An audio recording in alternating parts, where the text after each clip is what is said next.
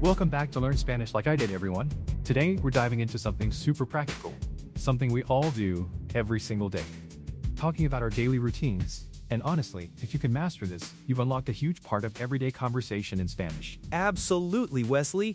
It's one of those topics where, no matter where you are or who you're talking to, eventually, someone's going to ask, "What do you do?" Or, "Tell me about your day." It's just so fundamental.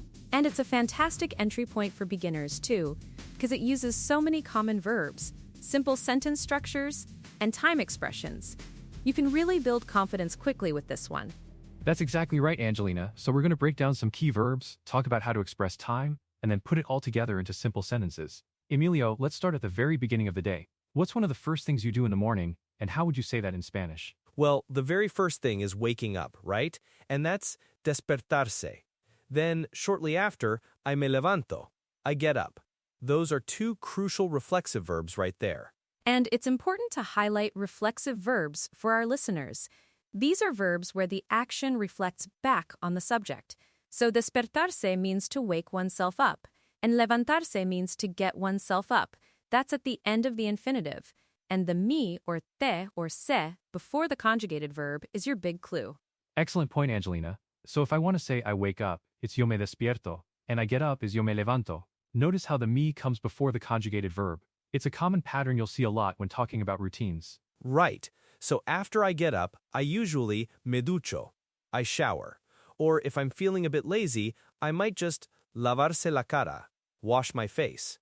That's another great reflexive verb, lavarse, to wash oneself. And we often drop the yo when speaking because the verb ending tells you who's doing the action. So just me ducho or me levanto is perfectly natural. It's less formal, more conversational. Let's connect this to time. How do we say at a certain time? Like I wake up at 7 in the morning. That's where las I comes in, right? Exactly. Me despierto a las 7 de la mañana. A las is for specifying an hour. If it's 1 o'clock, you use a la una because una is singular. For everything else, it's a las. Simple, but super important. And don't forget por la mañana, por la tarde, and por la noche for in the morning, in the afternoon, and at night. These are really handy. So I eat breakfast in the morning would be desayuno por la mañana. Perfect. Let's talk about some non-reflexive verbs we'd use. After getting ready, we usually have breakfast. Desayunar is to have breakfast. Almorzar for lunch, cenar for dinner. These are straightforward. Yep, no me needed there. So I could say desayuno cereales y café a las 8. I eat cereal and coffee at 8. See how easy it is to combine the verb with a las.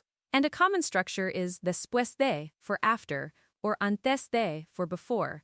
So después de desayunar me visto. After having breakfast, I get dressed. Vestirse is another crucial reflexive verb, meaning to dress oneself.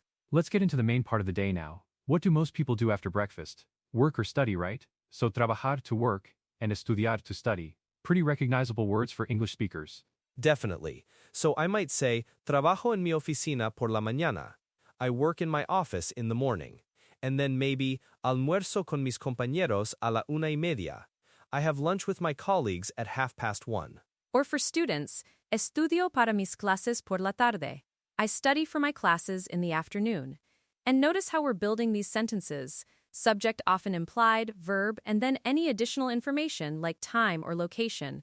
It's very logical. Let's throw in ir, which means to go. It's an irregular verb, but it's used constantly. Voy al trabajo. Voy a la universidad. Voy al gimnasio. I go to work. I go to university. I go to the gym. Oh, ir is definitely one to master early. I use it all the time. Por la tarde, voy al supermercado. In the afternoon, I go to the supermarket. See, it just slots right in. And for fun activities, you might say, veo una película, I watch a movie. Leo un libro, I read a book. Escucho música, I listen to music. These are great for describing your evenings. Okay, so we've got a good collection of verbs. Despertarse, levantarse, ducharse, lavarse, vestirse, desayunar, almorzar, cenar, trabajar, estudiar, ir, ver, leer, escuchar. That's a solid foundation. Now let's revisit the time expressions and build some more complex, yet still simple, sentences. I like to think about my own day, like me levanto a las 7. Después de ducharme, desayuno a las 7:30. I get up at 7. After showering, I have breakfast at 7:30. It feels so natural to put those pieces together once you have them. That's exactly the kind of practice our listeners should be doing. Don't just memorize lists. Try to construct sentences about your day. What do you do immediately after waking up? Me levanto. Then what? Me ducho. And when? A las 7:15. The more you personalize it, the better it sticks. It's all about creating those mental connections. Let's talk about some common pitfalls. One I see often is forgetting the a las or a la una when stating the time. People might say me levanto siete instead of me levanto a las siete. Oh yeah, that's a classic one. Or mixing up por la mañana with en la mañana. While en la mañana isn't technically wrong in some contexts, por la mañana is way more common and natural for in the morning when talking about routines. Another one is with reflexive verbs, remembering to change the me deseos depending on who you're talking about.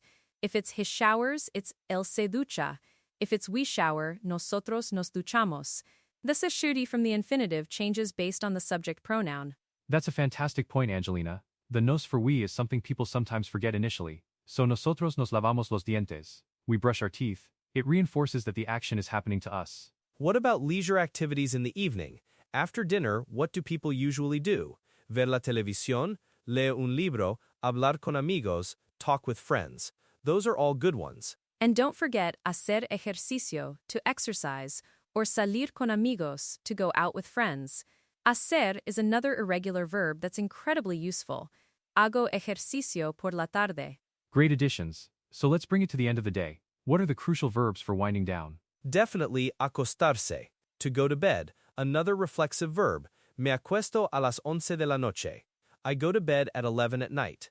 And before that, you might leo un libro, to read, or escuchar música, to listen to music, or simply relajarse, to relax, another reflexive verb. So me relajo por la noche antes de acostarme.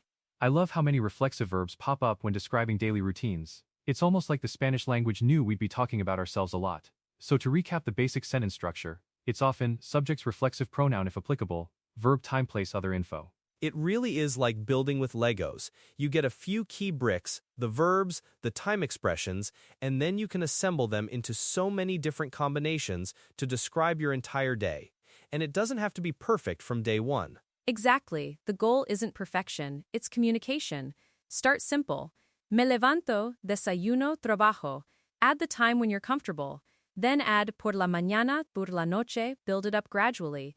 Don't be afraid to make mistakes. And speaking of making mistakes, that's how we learn. Don't get bogged down in conjugating every single verb perfectly in your head before you speak. Just try to get the message across. The Learn Like I Did philosophy is all about practical application, not rote memorization of every single rule up front. Yeah, trying to describe your own day, even if it's just 2 or 3 sentences, is 100 times more effective than just looking at a verb chart. It makes it real, personal. And try listening to native speakers describing their routines. You'll start to hear these patterns and phrases naturally. That's how our brains are wired to learn language. Immersion, even if it's just through listening, is incredibly powerful. So for our listeners, your homework after this episode is simple. Try to write down or even just say aloud 5 sentences describing your typical morning, then 5 for your afternoon, and 5 for your evening. Use the verbs and time expressions we talked about today. Mea, and don't be afraid to sound clunky at first, that's part of the process. I remember my first attempts were probably hilarious, but hey, I was communicating. The more you practice, the more these phrases will become second nature.